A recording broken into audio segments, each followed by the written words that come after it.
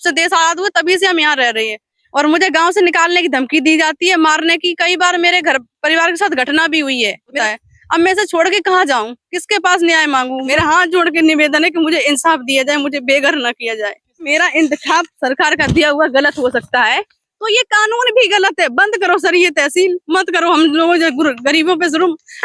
इटावा जिले के ताका तहसील क्षेत्र अंतर्गत वही परिवार है जहां पर भारतीय जनता पार्टी के मंडल अध्यक्ष द्वारा एक वीडियो बनाकर सोशल मीडिया पर वायरल किया गया था। वो वीडियो इतना तेजी से वायरल हुआ, कहीं ना कहीं चर्चा का विषय बन गया और प्रशासनिक अधिकारी फिर भी इस मामले पर लापरवाही करते हुए नजर आ रहे हैं।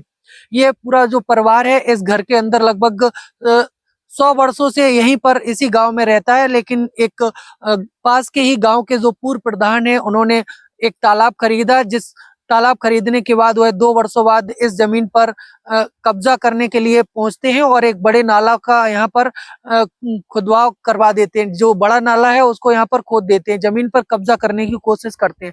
इधर दिखाना चाहते हैं ये वो पास में जो तालाब है, इसको इन्होंने 2 वर्ष पूर्व जैसा बताया गया कि इस तालाब को खरीदा था, लेकिन अब वो 2 वर्ष बाद इधर गांव की तरफ बढ़ते हैं और ये मकान जो बना हुआ है इस मकान के आगे जो बड़ा सा नाला जेसीबी के माध्यम से खोद देते हैं और जो परिवार के जो लोग हैं वो घर के अंदर कैद हो जाते हैं। लेकिन इनके यहाँ से निकलने के लिए अब कोई रास्ता नहीं बचता है, जिस को लेकर यह प्रशासनिक अधिकारियों के चक्कर लगाते हैं। इसी बीच भारतीय जनता पार्टी के मंडल अध्यक्ष यहाँ पर ऊसराहाट क्षेत्र के जो हैं वो पहुंचते हैं और परिवार के लिए न्याय की आवाज उठाते हैं, प्रशासनिक अधिकारियों से संपर्क करते हैं, लेकिन फिर भी कहीं ना कहीं आज ये न्याय के लिए भटकते हुए नजर आ रहे हैं। आइए सुनते हैं इनके द्वारा क्या कुछ कहा गया। बबली राठौर, ये मेरा गांव पड़ता है रुद्रपुर इटुआहार। मैं ग्राम इटुआहार की रहने वाली हूँ। जो मेरा मौजा इटुआहार पड़ता है और जो मेरा जिन्होंने मकान खुदवाया है, मेरा घर के सामने गड्ढा खुदवाया है, वो कल्याणपुर मौजा के हैं। उनकी जमीन भी है, जो तालाब खरीदा है जो मकान के बगल में, वो कल्याणपुर मौजा में है और मेरा मकान इटुआहार मौजा में है। फिर भी उन लोगों ने जबरदस्ती गड्ढा खुदवा दिया और मेरे साथ सर धोखा हुआ है कि पहले उन्होंने मेरे साथ फर्जी मुझे वो क्या ना संबंध दिया है 5:30 बजे, और मकर संक्रांति के दिन छुट्टी होती है, सभी को पता है। छुट्टी वाले दिन सुबह 10 बजे खुदाई करवाई और मैंने 100 नंबर को ही फोन किया। मैंने सर से बोला कि सर इसे रोको, ये गलत है। मैंने नेकपाल और कानूगो को अपने इंतखाब दिए कि सर ऐसे सरहद से नापा जाए, पैमाना सरहद से की जाए, खुट्टी से। ये खुट्टी ऊपर रोड पे गड़ी थी, वहीं से नापा जाए, मेरा घर हमें बेघर ना करें। मगर कानूगो सर ने और कुलदीप यादव, उनका क्या नाम, कुलदीप यादव वो नेकपाल थे और राम गोपाल कानूगो सर थे, उन्होंने मेरे कागज फेंक दिए और ये बोला कि ये आप जाएं क्या डीएम साहब के यहाँ। अब 2 दिन की छुट्टी थी सर, छुट्टी वाले दिन मैं कहाँ जाती, किसके पास जाती? मैंने पुलिस से भी बोला कि ये पेड़ मना तोड़वाएं, ये अवरुद्ध है, पेड़ तोड़ना गलत बात है। हर कोई पेड़ तोड़ने के लिए किसी मैं खुद अपने पेड़ों को नहीं काट सकती, किसी को अधिकार नहीं बगैर कानून की इजाजत लिए। ये मेरे पैतृक जमीन है, मेरे पूर्वज रहते थे, दादी बाबा आईया, मतलब बहुत पैतृक जमीन है। जब से देश आजाद हुआ तभी से हम यहाँ रह रहे हैं। सबके सामने मेरा ये पैतृक निकास है, उसको भी अवरुद्ध कर दिया, गड्ढा खो दिया। ये बोला कि तुम यहीं गिर, यहीं पे हाथ पैर टूटेंगे, यहीं गिरोगे। और मुझे गांव से निकालने की धमकी दी जाती है, मारने की। कई बार मेरे घर परिवार के साथ घटना भी हुई है। मेरे छोटे भाई को 3 बार टक्कर मारी गई है ताकि हम ये जमीन छोड़ दें। अगर कोई खेत होती तो छोड़ ही दी जाए। अब ये मेरे पास इतनी गरीबों के पास घर झोपड़ी के अलावा कुछ भी नहीं सर होता है। अब मैं इसे छोड़ के कहाँ जाऊं, किसके पास न्याय मांगू? मैंने संपूर्ण तहसील दिवस को शनिवार के दिन मैंने एप्लीकेशन दिया और मेरी 8 दिन तक कोई सुनवाई नहीं हुई। 8 दिन तक मैडम ने, श्वेता मिश्रा एसडीएम मैडम है मेरी, उनको मैंने वो दिया। 8 दिन तक उन्होंने कोई भी सुनवाई नहीं की और ना ही कोई नेकपाल द्वारा कोई पूछताछ की कि आप ये वहां क्या करके आए हैं। मैडम से मैंने बहुत रिक्वेस्ट की, मैम एक बार आके देखें कि मेरे साथ अन्याय हुआ है, मगर उन्होंने आने की भी कष्ट नहीं किया।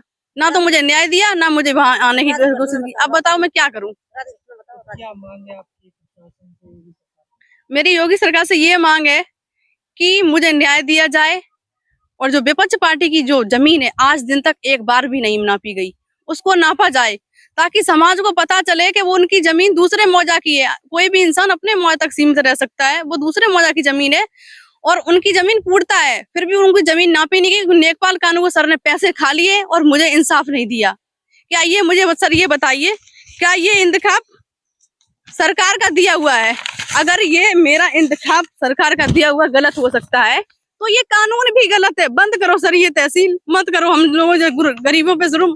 मेरा हाथ जोड़ के निवेदन है कि मुझे इंसाफ दिया जाए, मुझे बेघर न किया जाए।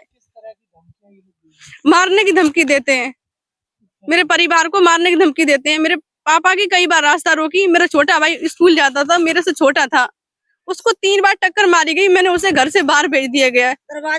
इस क्षेत्र में ताका तहसील में जो दबंग तबके लोग हैं, कुछ चुनिंदा पूर्व प्रधान है, कुछ वर्तमान प्रधान है, इन लोगों की हनक से आम जनमानस जो गरीब तबके लोग हैं, बहुत ही इनकी हनक रहती है। कोई कहने वाला नहीं होता गरीब तबके लोगों के लिए। तो उस गरीब तबके की एक बिटिया थी, आई सुबह रोने लगी, आके हमारे मंदिर पे सुबह आए। तो मैंने कहा तो आप चलिए, मैं गया। मैं वहां गया तो मेरे अंदर से ये निकला कि ऐसे गरीब तबके लोगों, कितने लोगों का शोषण हो रहा होगा। जब हमारे मंडल में हम ही नहीं पता लगा पाए, जब वहां गए मौके पर, तब मुझको पता लगा ऐसी ताका तहसील में कई जगह ऐसी घटनाएं चल रही हैं। और आदरणीय योगी जी के नेतृत्व में जो माफिया तबके लोग हैं, या तो जेल में या फिर रेल में हैं। तो इन पर अब तक कार्रवाई क्यों नहीं हो रही है?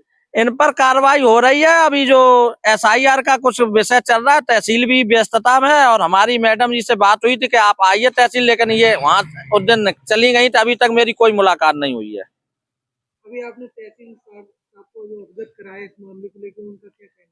तहसीलदार साहब का बस यही SIR में व्यस्तता में है, इसलिए थोड़ा नहीं हो पाया। टीम गठित हो गई है, और जो बबली हैं, जो राम रईस, उनको न्याय मिलेगा इटुआ हार की। और हमने कहा भी है उनसे, मैंने कह भी दिया था उसी दिन कि आप इसको पूर्ण कर लो, लेकिन अभी तक वो उनकी हनक है। जो ब्रजलाल करके हैं यादव जी उर्फ बड़े प्रधान, जो कल्याणपुरा में, इनकी हनक रही है। जो जब खान मंत्री थे, इनके रिश्तेदार हैं श्री स्वर्गीय बलराम सिंह जी, उनके रिश्तेदार, उनसे कोई बोलने वाला नहीं था, क्योंकि ऐसे लोग पूरे गांव का ही उन्होंने पूरा शोषण कर रखा है। और अभी तक उस विषय पे उन्होंने संज्ञान लेके उनका पूरा जगह नहीं छोड़ी है ना। तो आने वाले समय में इन पे कार्रवाई तो होगी, लेकिन अभी ये है कि ऐसे गरीब तबके लोगों को न्याय मिलना चाहिए। और हम लगे हुए हैं प्रयास में कि ऐसे गरीब तबके लोगों को जो दबाए रखे हुए हैं ये लोग, इनको न्याय मिलना चाहिए, और न्याय मिलेगा। और मैंने वादा भी किया था उस दिन कि इस विषय पे अगर अभी भी ये तहसील के कर्मचारी लोगों ने अभी भी नहीं एक्शन लिया, तो इन पे भी कार्रवाई होगी।